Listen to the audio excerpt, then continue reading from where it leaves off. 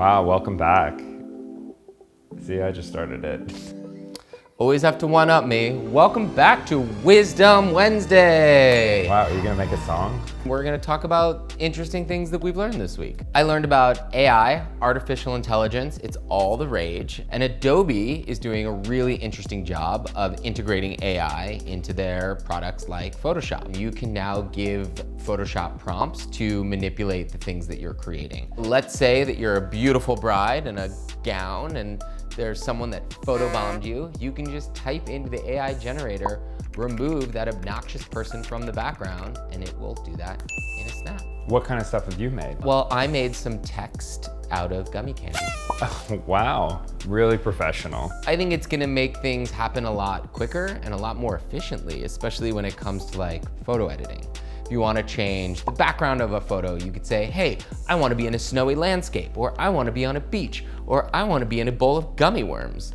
Just typing those prompts in, hitting enter, letting the AI do its magic, and then seeing the results. Don't you think it takes the like artistic representation out of the process? It really is about how the user uses the technology and not just the technology itself. And so having someone behind it, a designer with an idea of what they want to look like, they can really gear the prompts to try to get the results that have a very artistic approach and have their designers influence on it. So in order for me to be good at AI, I should be a copywriter instead of a designer. Correct. You need to be literate and know how to read, write, and spell. That's really tough. Well, you're reading at a third grade level, so you can't really use... Well, I think that's ageist. Third graders deserve to be able to use AI tools. Well, let's design tools for kindergartners and let's see how that can change the world. Fisher-Price, baby, we on to you. Did you learn anything this week? You know almond croissants? I mean, yeah, I know of them. They're very special. They're very delicious as well. But something that you may not know is that they're actually day-old croissants reused. What? Yeah, so basically, a lot of bakeries will take an old croissant, they'll slice it in half because they're gonna throw it away anyways because croissants really don't last more than a day. So they'll cut them in half. The next morning, they'll take a frangipane, which is like an almond paste. They'll put it on the inside of it.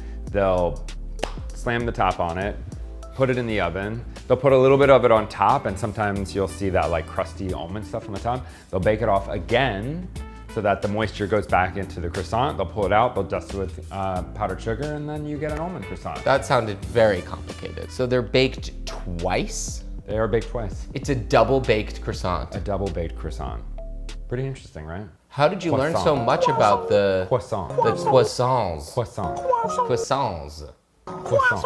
I didn't know you were such a wealth of baker's knowledge. All right, everybody. Well, that's it. That's what I learned this week. You learned about AI. I learned about croissants. So clearly someone's off the diet. Womp. We'll see you next week.